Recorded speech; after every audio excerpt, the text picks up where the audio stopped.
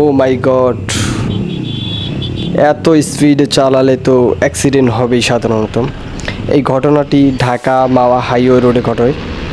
দেখুন কিভাবে রাফভাবে bike ride করতেছে রাইডারগুলো। এভাবে আসলে বাইক চালানো কি কখনো ঠিক হবে? কখনোই ঠিক হবে না।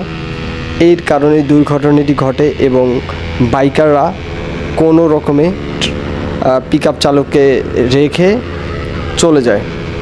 পাবলিকরা তাদেরকে ধরার চেষ্টা করলো, তারা সাড়া দেয় না আর কি। এই হচ্ছে বিষয়। তো বুঝতে হবে বিষয়টা।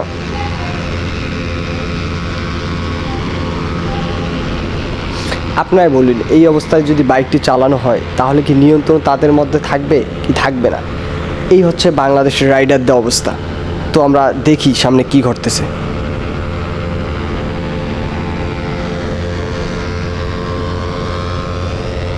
ও মাই গড, ও মাই গড, এত ব্যস্ত রোডে এইভাবে গাড়ি চালাচ্ছে তারা।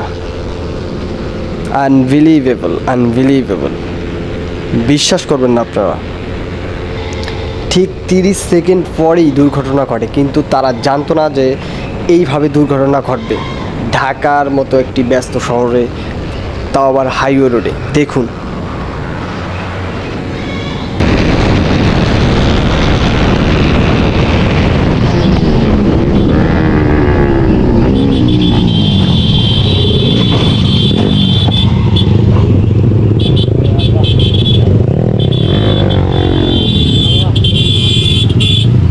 দেখেন দেখেন দেখেন, ও মাই গড, ও মাই গড, ও মাই গড। আপনারাই বলুন এই মুহূর্তে যে ঘটনাটা ঘটলো দোষটা কার? দেখেন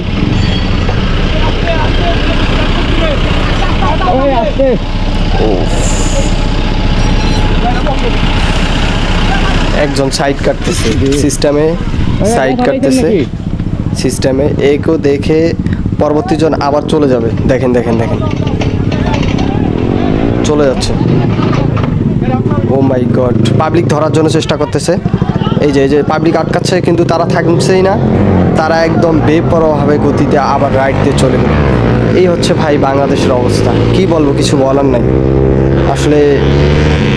মানুষ কতটা নির্মম, তাকে ওইভাবে ফালায় রেখে তারা আবার চলে গেল।